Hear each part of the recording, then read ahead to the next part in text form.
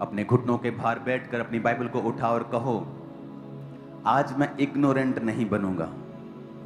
ज्ञान ना होने से प्रजा नाश होती है, शैतान की वजह से नहीं। पिता मुझे ज्ञानी बना, तेरे वचन का ज्ञान मैं रखूं, अपनी अथॉरिटीज को एक्सरसाइज करूं, अपने अधिकारों का इस्तेमाल करूं। इन जीसस नेम। मिरेकल्स होते हैं,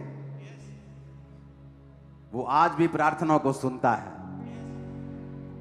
कि मैं घर गई, मैंने प्रेयर को भी रिसीव किया और मैं अपनी फैमिलीज को भी बोलता हूं कई बार कि अपनी प्रेयर को लिखो, सोचो नहीं, लिखो। प्रेयर पॉइंट्स लिखो। उन प्रेयर पॉइंट्स के सामने कौन सा बाइबल का वचन है उसे लिखो। जब उस प्रेयर पॉइंट को करो, बाइबल के उस अध्याय को खोलो।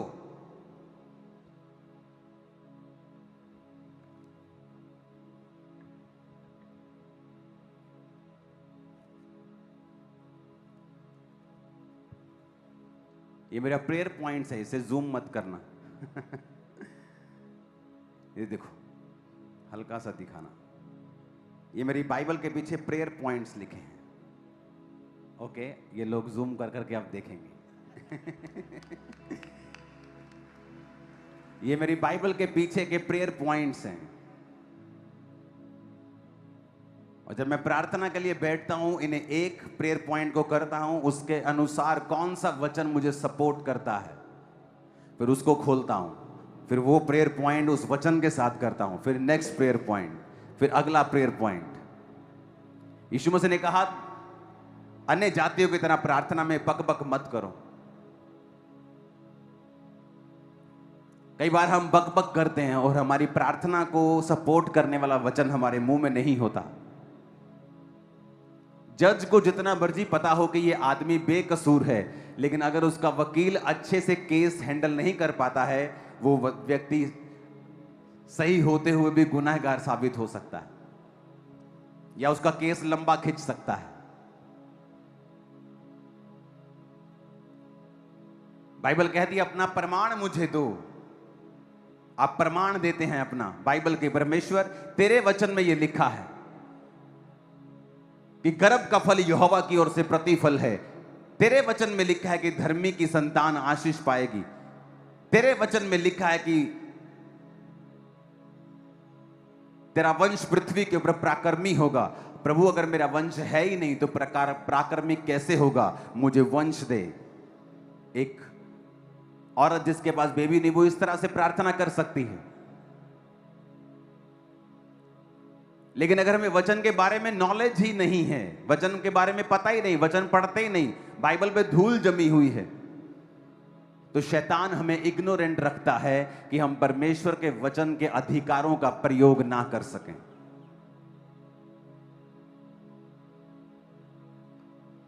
परमेश्वर ने आज आपकी बीमारी के लिए कुछ नहीं करना है, उसने आज आपकी तकलीफ के लिए कुछ नहीं करना, वो ऑलरेडी कर चुका है। उसने अपने कामों को खत्म करके क्रूस पर बोला था, इट इज फिनिश्ड। अब हमें उन खत्म किए कामों के ऊपर बिलीव करना है और उन खत्म किए कामों पर विश्वास करके, उन्हें अंगीकार करके, उनकी घोषणा करके, उसके अनुसार जीवन को बिताकर उन सब चीजों को प्रैक्टिकली अपने जीवन में पूरा होते हुए देखना है। हालेलुया। आप कभी ग्रेटनेस की उस पोजीशन पे नहीं जा सकते हैं अगर आप परमेश्वर के वर्ड को फॉलो नहीं करते हैं। हर बेदारी परमेश्वर के वचन से शुरू होती है, हीलिंग प्रभु के वचन से शुरू होती है, ग्रेटनेस परमेश्वर के वचन से शुरू होती है। एक फल ही तो खाया था हवा ने और आदम को खिला दिया था। क्या था इसमें? कोई बड़ी बात थी क्या? फल ही तो खाया था। लेकिन बात अनआज्ञाकारिता की है, बात परमेश्वर के वचन की है, बात परमेश्वर के वचन को आदर देने की है।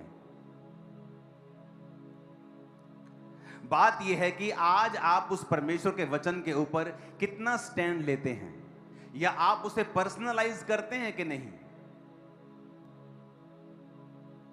हजारों लोग इस सिचुएशन में होंगे, लेकिन मैं आपको बता सकता हूं, उन हजारों ने परमेश्वर के वचन के ऊपर स्टैंड नहीं लिया।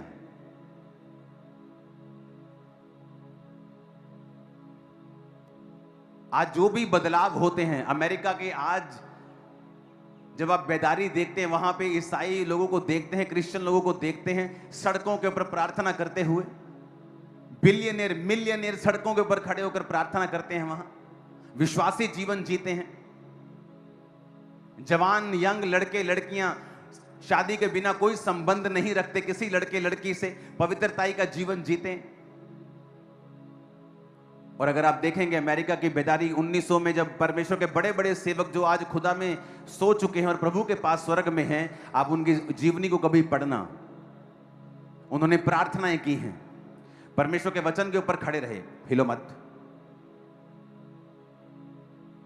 कि परमेश्वर तेरे वचन में लिखा है कि तूने हमें बीमारियों पर अधिकार दिया है। एक सेवक अड़ गया परमेश्वर के सामने, कनाडा का सेवक था, अमेरिका में उसकी सेवक आई थी, अड़ गया परमेश्वर के सामने, कहता प्रभु तेरे वचन में लिखा है तू चंगा करता है, मुझे ये चंगाई की सामर्थ्य चाहिए, कुछ भी कर मुझे चाहिए, या मुझे ले जा, मुझे दुनिया से ले जा, लेकिन मुझे ये सामर्थ्य चाहिए लोगों को हील करने की।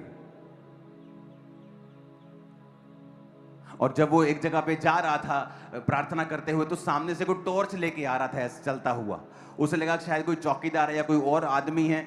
तो वो जब टॉर्च लेके उसके पास आया, वो स्वर्गदूत था और उसके हाथ में बाइबल थी जो चमक रही थी। सुनो, ये रियल स्टोरी है। और उसने उस परमेश्वर के संत को कहा, परमेश्वर के दास को कहा कि आज लोगों के अंदर समर्पित जीवन नहीं है, आज लोगों ने अपना समर्पण परमेश्वर के सामने नहीं किया है, इसीलिए वो प्रेरितों के काम वाली सामर्थ्य भी उन पास्टरों की लाइफ पे नहीं है। वो ये कहकर स्वर्गदूत गायब हो गए और बाइबल भी गायब हो गई। और उस सेवक ने परमेश्वर के दर्शन को समझ लिया कि मैंने जो परमेश्वर के सामने जिद करके प्रार्थनाएं की हैं, परमेश्वर ने मुझे उसका उत्तर दिया है। और उसने प्रेयर्स करनी स्टार्ट की और एक स्ट्रॉन्ग हीलिंग अनॉइंटिंग उसकी लाइफ में आए और काम करे। अब ये हिस्ट्री में रिकॉर्ड है और सारी रिटन चीजें हैं। 1905 में जिस शहर में वो सेवा करने लगा था, वहां पे 1 लाख रिटन मिरेकल्स उसकी सेवकाई में हुए थे। और जब अमेरिका के डिपार्टमेंट्स ने उस शहर का सर्वे किया, और जब पूरे देश का सर्वे होता है तो उसका जो शहर था पूरे देश का सबसे ज्यादा हेल्थी और चंगा शरीर वाला, जहां सब लोग चंगे थे, पूरे देश में वो शहर, वो कस्बा नंबर 1 था पूरे देश, पूरे अमेरिका में। क्योंकि इतने मिरेकल्स उसकी सेवकाई से हुए, इतने हीलिंग्स उसकी सेवकाई से हुई, क्योंकि एक परमेश्वर के दास ने स्टैंड लिया कि मैं परमेश्वर के वचन के ऊपर चलूंगा। जब आप परमेश्वर के वचन के ऊपर स्टैंड लेते हैं और खड़े रहते हैं, और ये बहुत बड़ा नहीं होता है, शुरुआत बहुत बड़ी नहीं होती है, छोटी सी होती है।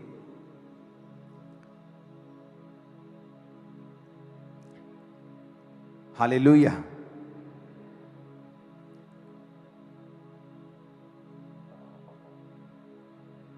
और दानियल 1 में लिखा, यहूदा के राजा यहोयाकीम के राज्य के 3रे वर्ष में बेबीलोन के राजा नबूकदनेस्सर ने यरूशलेम पर चढ़ाई करके उसे घेर लिया। और यहां पर लिखा, परमेश्वर ने यहूदा के राजा यहोयाकीम को परमेश्वर के भवन के कई पात्रों सहित उसके हाथ में कर दिया। अपने हाथों को उठा के कहो, आज जो कुछ मैं सुनने वाला हूं, मैं उसे सुनूं और फलों को लाऊं। जो मैं आज सुन रहा हूं, मैं उसे कभी ना भूलूं। जो आज मैं सुन रहा हूं, मैं फलों को लेके आऊं, ये फल बना रहे इन जीसस नेम। अब यहां पे अगर आप सुनेंगे तो उसने लिखा था, परमेश्वर ने यहूदा के राजा यहोयाकीम को परमेश्वर के भवन के कई पात्रों सहित उसके हाथ में कर दिया, और उसने उन पात्रों को शिनार देश में अपने देवता के मंदिर में ले जाकर अपने देवता के भंडार में रख दिया। अब आप सोचोगे, परमेश्वर ने अपना भवन क्यों शैतान के हाथों में पड़ने दिया? क्योंकि उस समय इज़राइल सारे वो गलत काम कर रहा था जो परमेश्वर के वचन के विरुद्ध थे। इज़राइल का राजा दुष्ट था और वो सब प्रकार के जादू और टोनों में और व्यभिचार में सम्मिलित था। जब एक व्यक्ति परमेश्वर से बिगड़ जाता है तो परमेश्वर उसकी सारी महिमा को जो उसने दी होती है उसे फिर शैतान के हाथों में दे देता है। इसीलिए वचन कहता है कि अन्य जातियों में तुम्हारे कारण मेरे नाम की निंदा होती है। जीसस ने कहा क्यों? क्योंकि जब एक पास्टर बिगड़ता है, जब एक क्रिश्चियन बिगड़ता है, तो परमेश्वर जब उसको बिगड़ता है, उसको शैतानी लोगों के वश में करता है। शत्रु उसको लूटते हैं, वो शत्रुओं के वश में आ जाता है, वो कैप्चर हो जाता है। और लोग सोचते हैं शैतान ने काम किया। कई बार सारे काम शैतान नहीं करता है। यहां पर परमेश्वर का यह कार्य था कि परमेश्वर ने अपनी महिमा को भी जो उसे दी थी, उसे खत्म कर दिया और अपने भवन के पात्रों समेत वो अपने सारी चीजों को अपने देवता के भंडार में उसने रख लिया। तब राजा ने अपने खोजों के प्रधान अशनपज को आज्ञा दी कि इजरायली राजपुत्रों और प्रतिष्ठित पुरुषों में से जवानों को ला, जो निर्दोष, सुंदर, सब प्रकार की बुद्धि में प्रवीण, ज्ञान में निपुण, विद्वान, राज मंदिर में हाजिर रहने के योग्य, और उन्हें कसदियों के शास्त्र और भाषा की शिक्षा दे। जो बेबीलोन का राज्य था वो बहुत तेजी से बढ़ रहा था, वो इतनी तेजी से एक्सपैंड कर रहा था और वो इतनी तेजी से देशों के ऊपर कब्जा कर रहे थे कि उनके पास जो स्टाफ था, जो अच्छा स्टाफ, जो राज्य कर सके, जो गवर्न कर सके, जो उन पर देख रेख कर सके, एडमिनिस्ट्रेशन कर सके, वो स्टाफ की कमी थी। क्योंकि वो देश बहुत तेजी से कैप्चर कर रहा था कि आज ये देश पे कब्जा कर लिया, अब अपना स्टाफ चाहिए, अपने लोग चाहिए जो उस देश का कोई गवर्नर बन सके, कोई हाकिम बन सके, कोई गृह मंत्री बन सके, कोई पुलिस ऑफिसर बन सके। तो इस कारण वो क्या करता था राजा, अब उसे अपने स्टैंडर्ड के लोग भी चाहिए कि ये नहीं अगर देश बढ़ रहा है तो वो क्वालिटी से कॉम्प्रोमाइज करे। तो उसने फ्यूचर के बारे में सोच के कहा कि मुझे अच्छे जवान इजरायली राजवंश में से ऐसे लोगों को लेके आ जो बुद्धि में प्रवीण हों। और वचन कहता है कि उनमें यहूदा की संतान में से चुने हुए दानियेल, हनन्याह, मिशाएल और अर्जिया नामक यहूदी थे। अब यहां पर ये 4 जन परमेश्वर के राजा के अंडर आ जाते हैं और राजा के पास चले जाते हैं। अब ये राजा का जो खोजा है, राजा का जो अधिकारी है, उसको राजा ने कहा इनको मेरा फूड देना है, जो मैं खाता हूं वो ये खाएंगे। इनको शिक्षा दो, इनको शस्त्र, शास्त्र, भाषा, सब चीजों की शिक्षा देके इतने साल तक इनको पालो और उसके बाद मैं इन्हें ड्यूटीज दूंगा, इनको चेक करके। और बाइबल कहती है दानियेल भी उनके प्रति वहीं पे था।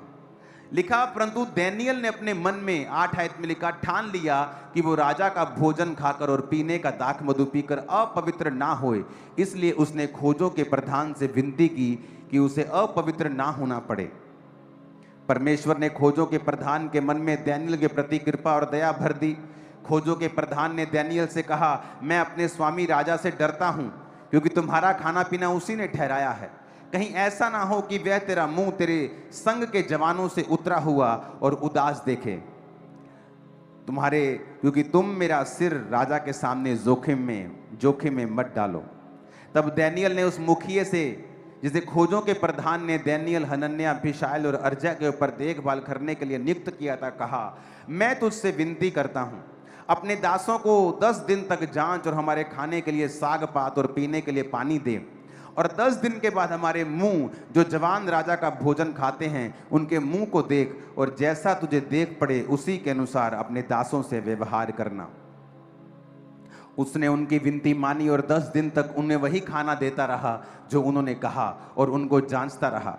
10 दिन के बाद उनके मुंह राजा के भोजन के खाने वाले सब जवानों से अधिक अच्छे और चिकने दिखाई पड़े। तब वह मुखिया उनका भोजन और उनके पीने के लिए ठहराया हुआ दाख मधु दोनों छुड़ाकर उन्हें साग पात देने लगा। अब यहां पर समझने वाली बात है, परमेश्वर ने कहा जब ग्रेटनेस शुरू होती है आपकी लाइफ में, महान जीवन की ओर जब आप कदम लेते हैं, वो कदम हमेशा आपका सबसे छोटा कदम होता है। अगर आज आपको यहां से अमेरिका जाना है और आप यहीं से सोच लें मुझे यूएसए की फ्लाइट पकड़नी है, वो छोटा सा कदम जो पहला आप उठाते हैं आपकी डेस्टिनी की तरफ आपको लेके जा रहा है। महान व्यक्ति बाइबल में वही हुए हैं जिन्होंने छोटी शुरुआत की है।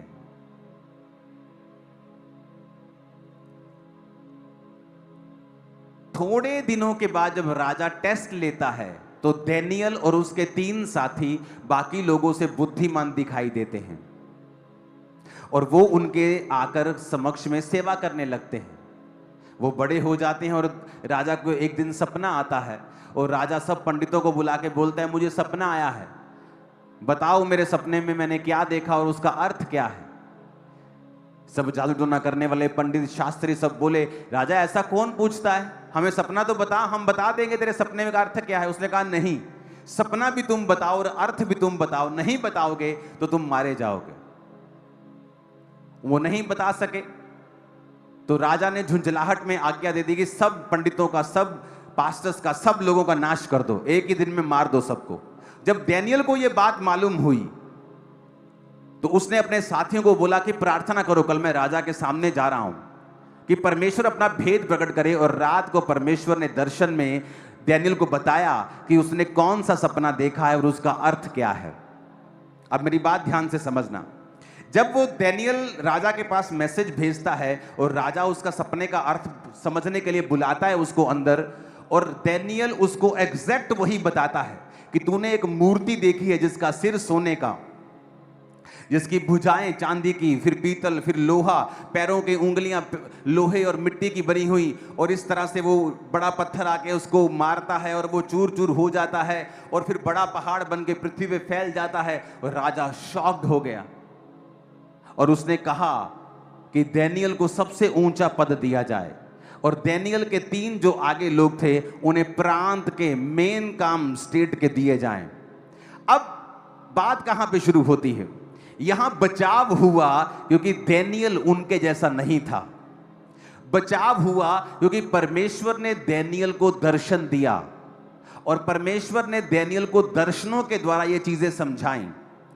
अगर डैनियल डर जाता और राजा का दाख मधु यानी जो नशीला पदार्थ है, अगर वो डैनियल को रोज पिलाया जाता और राजा का वो मूर्तियों के सामने चढ़ाया गया मीट जो वो चढ़ाते थे अगर डैनियल रोज खाता, परमेश्वर कभी भी डैनियल को सपने में इसका अर्थ नहीं बताते। वचन में लिखा है, दाख रस के मतवाले मत बनो, क्योंकि जो कोई व्यक्ति शराब के नशे में रहता है उसकी आत्मा हिली हुई होती है। एक चूहे जैसा व्यक्ति भी शराब पी के शेर के जैसी बातें करता है। क्यों? क्योंकि उसकी आत्मा जो है शराब स्पिरिट के ऊपर फर्क डालती है, वो दलेर कर देती है आदमी को। परमेश्वर ने कहा कि अगर तुम शराब से दलेरी लोगे तो मेरा पवित्र आत्मा भी दलेरी देता है। इसीलिए जब कई बार आप बहुत ही कमजोर फील कर रहे होते हैं और डरे हुए फील कर रहे होते हैं और आप परमेश्वर की प्रेजेंस में चले जाते हैं और 4, 5, 3 दिन, 2 दिन, 1 दिन प्रार्थना में बिताते हैं और सडनली आपके अंदर दलेरी आ जाती है। ये वही दलेरी है जो शराब पी के लोगों के अंदर आती है और आप में पवित्र आत्मा के जरिए आई है। इसलिए नए नियम में परमेश्वर ने कहा कि अगर तुम्हें शराब पीनी है तो फिर पवित्र आत्मा तुम्हें वो दलेरी नहीं दे सकता, क्योंकि वो दलेरी या तो तुम शराब से ले सकते हो या पवित्र आत्मा से ले सकते हो।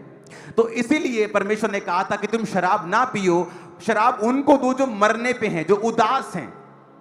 लेकिन आज ये वचन कोई नहीं पढ़ता।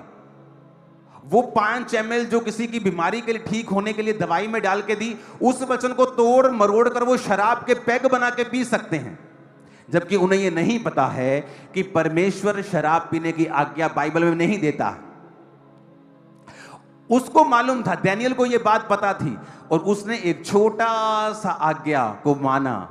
अगर डैनियल शराब के नशे में रोज रहता और उसकी स्पिरिट और उसका दिमाग उस अल्कोहल के इन्फ्लुएंस में होता, मैं आपको गारंटी देता हूं कि परमेश्वर कभी भी उसको दर्शन में उत्तर नहीं देते।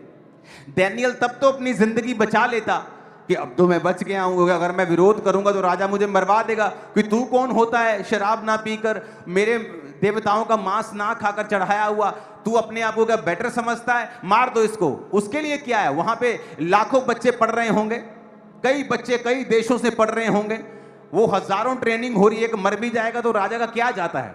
लेकिन डैनियल ने स्टैंड लिया कि मैं परमेश्वर के वर्ड के ऊपर खड़ा रहूंगा। आप देखो आज क्रिश्चियनिटी में बहुत से लोग हैं, बहुत से अमीर लोग भी हैं, बहुत से इन्फ्लुएंशियल लोग भी हैं, लेकिन अगर आप देखेंगे परमेश्वर उनके द्वारा प्रभावित कामों को करने में कामयाब नहीं होता। क्यों? क्योंकि उनका जो जीवन है वो अनॉइंटिंग और वर्ड के अंदर पूरी तरह छुपा हुआ नहीं है। बहुत सी ऐसी चीजें हैं जो वचन के साथ वो ब्रेक करते हैं, इसलिए परमेश्वर उन्हें अच्छी पोजीशन पे होते हुए भी इस्तेमाल नहीं कर पाता है।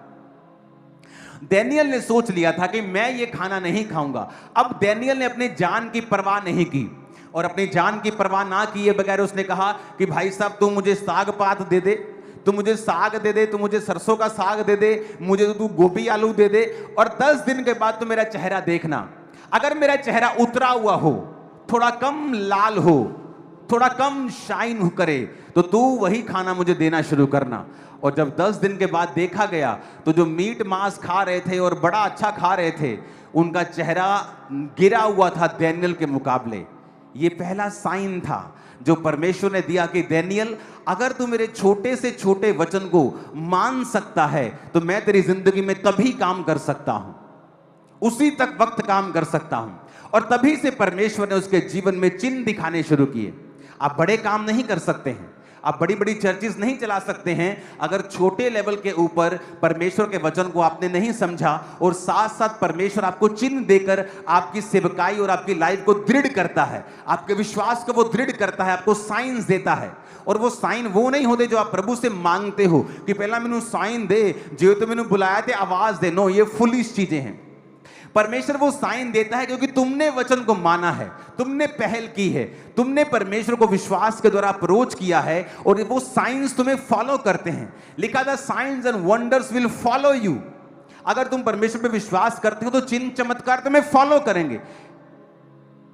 और बाइबल कहती है दानियेल ने कहा मैं अपनी मौत ले सकता हूं पर मैं ये खाना नहीं खा सकता हूं। एंड में देखो क्या हुआ। अगर दानियेल शराब पीता तो जब राजा ने आज्ञा दी कि सब मार दिए जाएं, उनमें दानियेल भी होता। इतिहास गवाह है, बहुत से ऐसे क्रिश्चियन ऐसी आज्ञाओं के नीचे मारे भी गए हैं, आप पढ़ के देख लो।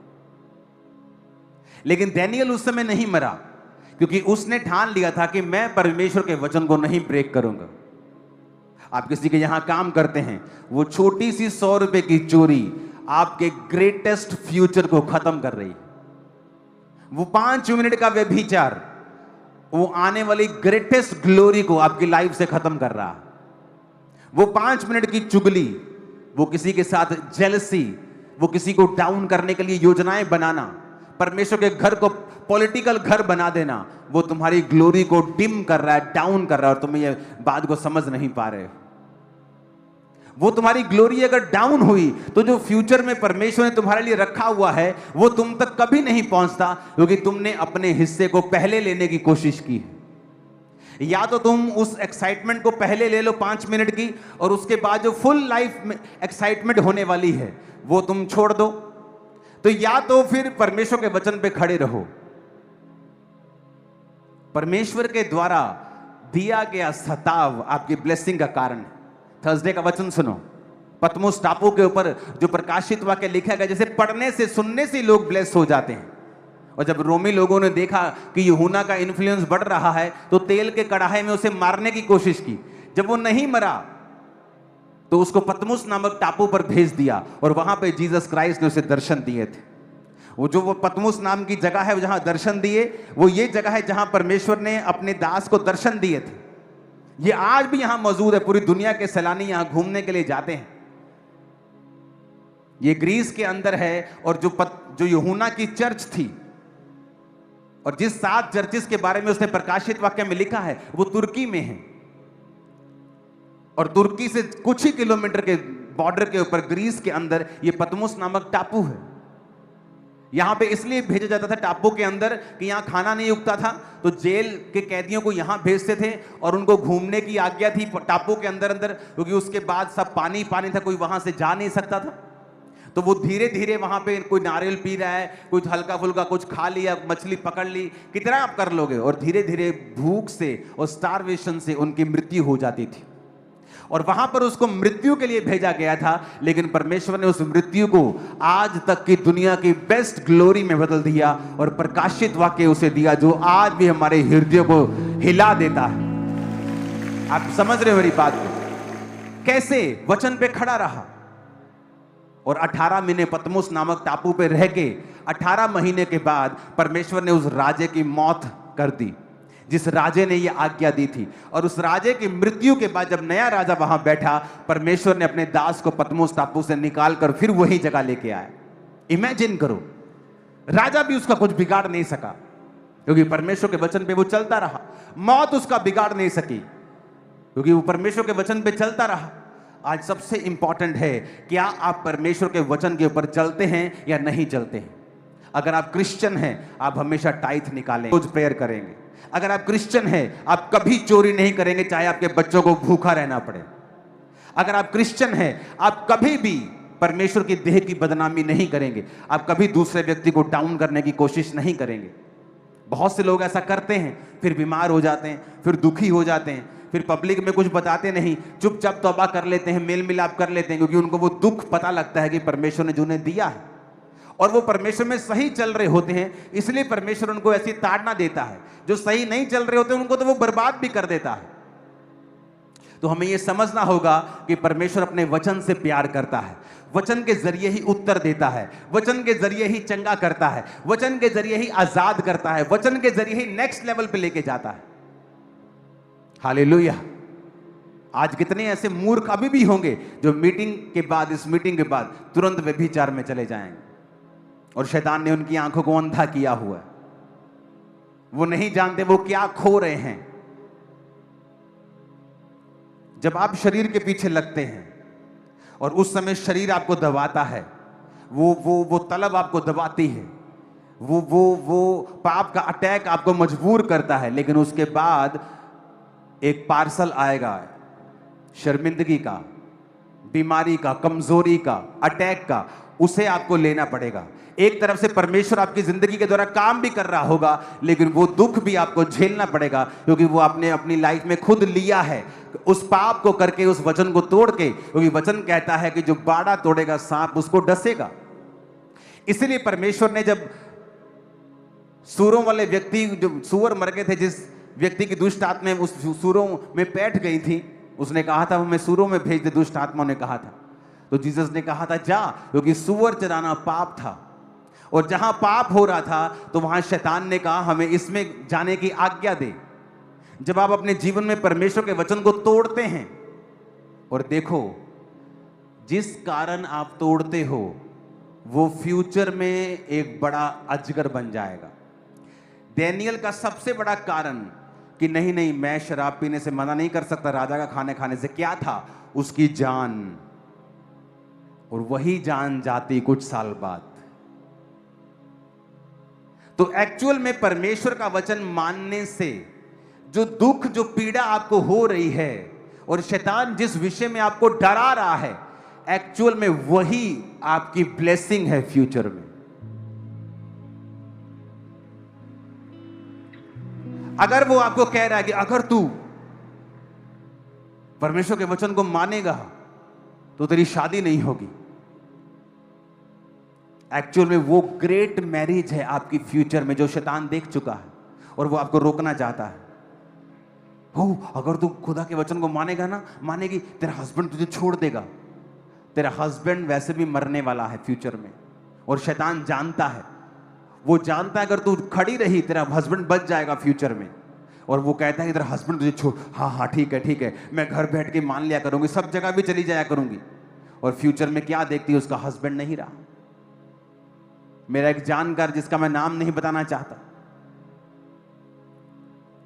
और उसको खींच लिया गया परिवार में कि नहीं जाना चर्च, और जिस परिवार ने उसे खींचा, एक लौता जवान, एक और बेटा परिवार का मर गया। उसके बाद वो बाप मर गया, उसके बाद वो मां मर गई।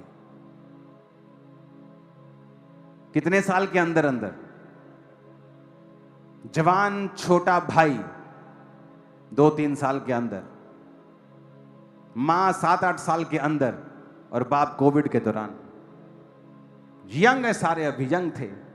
क्योंकि शैतान जो आपको डरा रहा है जिस विषय में, वही परमेश्वर आपको फ्यूचर में देना चाहता है। शैतान के पास अपना कुछ नहीं है, उसके पास कुछ ओरिजिनल नहीं है, उसके पास सारी कॉपीज हैं। वो परमेश्वर की कॉपी करता है। सारी पुस्तकें जो उसने अलग अलग चीजों की लिखी हैं वो परमेश्वर के वचन से कॉपी करके लिखी, जाओ मैच कर लो, वो कॉपी निकलेंगी। सब कुछ उसने कॉपी कर कर कर कर कर कर कर उसका कुछ भी ओरिजिनल नहीं है। वो आज भी कॉपी करता है। आज भी जब फेक कोई उठता है तो वो जेन्युइन चर्चेस की कॉपी करने लगता है, क्योंकि शैतान के पास अपना कुछ भी ओरिजिनल नहीं है, क्योंकि परमेश्वर उससे बात नहीं करता, वो उसको रेवलेशन नहीं देता। अगर अपनी लाइफ में कामयाब होना है तो मत सोचो कि कोई बात नहीं, छोटा सा झूठ है, ये तो काम पे चलता है, ये तो बिजनेस में चलता है, छोटा झूठ नहीं चलता। छोटा झूठ, छोटी चोरी, छोटा गुनाह का तोड़ना, ये आपकी लाइफ की डिस्ट्रक्शन की शुरुआत हो सकती है। तभी तो आपको लगता है कोई फर्क नहीं पड़ता है।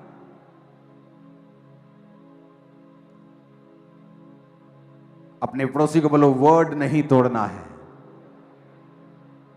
कुछ भी हो जाए वचन नहीं तोड़ना है, और छोटे से छोटे वचन की आज्ञा को मानना है। आमीन, आमीन। बाइबल पढ़ के देख लो, कौन थे ग्रेट आदमी जिन्होंने दुनिया को बदला है? वो जिन्होंने छोटे होते से ही, मेरे बच्चों को मैं छोटे होते से ट्रेन किया है कि छोटी बात पर भी झूठ नहीं बोलना है, गलती होने पर भी झूठ नहीं बोलना है, चाहे मार पड़े तुम्हें। क्योंकि जब आप इन तैयारियों में रहते हैं और अपनी लाइफ को क्लीन रखते हैं, परमेश्वर के लिए आसान है वो ग्लोरियस जिंदगी आपके बीच में से निकालकर लोगों के सामने रखना जिसके लिए आप बुलाए गए हैं। अगर डैनियल ने परमेश्वर के उस वचन को अपनी जिंदगी का रिस्क लेकर माना तो एंड में डैनियल ही ऊंचा हुआ, उसके साथी भी ऊंचे हुए, वो ग्लोरियस जगहों के ऊपर थे। उस राज्य में राजा के बाद दूसरा तीसरा स्थान हमेशा उनका रहता था, क्योंकि परमेश्वर ने उनको ऊंचा किया, क्योंकि वो परमेश्वर के वर्ड को फॉलो करते थे। आज आपको नाराज थोड़ी करना है अपने अपने सरपंच को, चाहे आपको कुछ भी खाना पड़े, लंगर खाना पड़े, आप खाएंगे, क्योंकि आप परमेश्वर को नाराज कर लेंगे लेकिन अपने सरपंच को नाराज नहीं करेंगे। आप वो लोग हैं जो लोगों से आदर चाहते हैं लेकिन परमेश्वर से आदर नहीं चाहते हैं, और परमेश्वर भी रहने देता है आपको उसी लेवल के ऊपर और आपको बढ़ाता नहीं। आप क्रिश्चियन भी रहते हैं, आप प्रार्थना भी करते हैं, सब जगहों पे भी चले जाते हैं, सब खा पी भी लेते हैं, इधर उधर भी घूम आते हैं, सब कुछ कर लेते हैं, डांस भी कर लेते हैं डीजे के ऊपर। आप मिक्स हो चुके हैं, जिस तरह इजराइलियों ने मिक्स कर लिया था।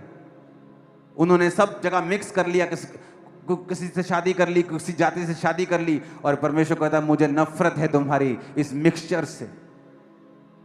यूहन्ना को वो कहता ये लोग ना तो ठंडे हैं या ना तो गर्म हैं, ये गुनगुने हैं, कभी परमेश्वर के हो जाते हैं, कभी शैतान के हो जाते हैं, कभी चर्च में होते हैं, कभी बार में होते हैं। तो इनको बोल के या तो ना तो ये तो ठंडे हैं, ना तो ये गर्म है, ये गुनगुने हैं, और मैं इनको अपने मुंह से उगलने पे हूं, या तो ठंडे हो जाएं या गर्म हो जाएं। वर्ड आप मानते हो। एक समय था जब मेरी फैमिली का बिजनेस मेरे रिश्तेदारों की सपोर्ट पे निर्भर था। एक समय था जब उन्होंने सपोर्ट किया था, और वही रिश्तेदार बुला के मुझे धमकाते होते थे कि बेटा इसको पढ़, तूने अपना धर्म छोड़ दिया, तू अपने धर्म से वापस आएगा, तेरे पास्टर को पीटेंगे किसी दिन।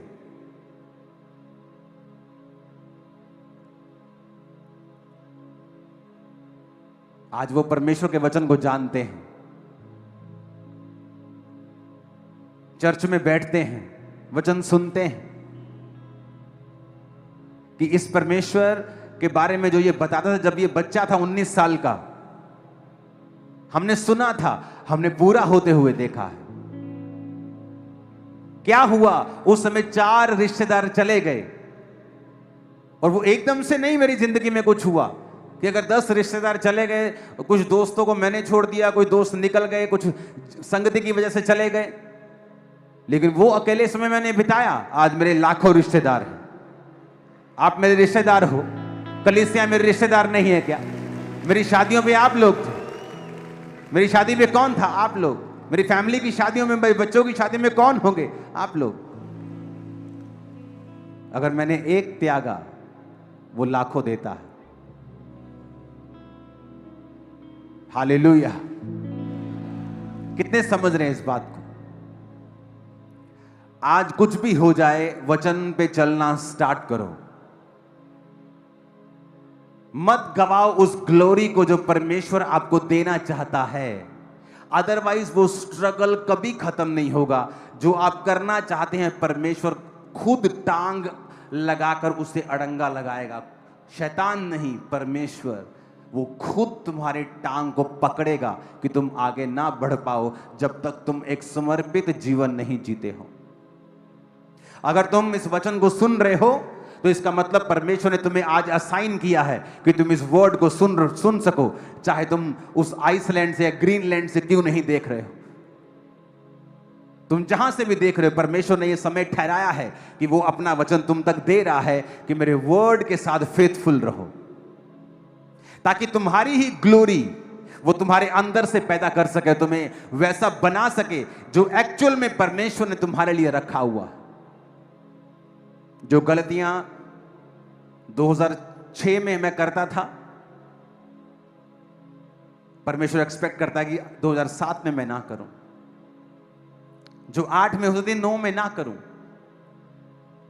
हो सकता है आपको परमेश्वर ने ब्लेस किया हो पिछले सालों में, लेकिन अब वो चाहता है कि आप उस बचपन, मसीही बचपन की वो स्पिरिचुअल बचपन को छोड़ के अब आप जवानी में प्रवेश करें और बुढ़ापे में प्रवेश करें, क्योंकि वो आपके फ्यूचर को जानता है। आपके परिवार पे आने वाली मुसीबतें, आपके फाइनेंस पे आने वाली मुसीबतों को वो जानता है और वो आपको अलर्ट करता है। मेरा विश्वास है आप वर्ड को फॉलो करेंगे। मेरा विश्वास है वचन को रोज पढ़ेंगे। मेरा विश्वास है वचन को रोज पढ़ेंगे और छोटे से छोटे वचन को भी आप अपनी जिंदगी में फॉलो करेंगे। Hallelujah, hallelujah.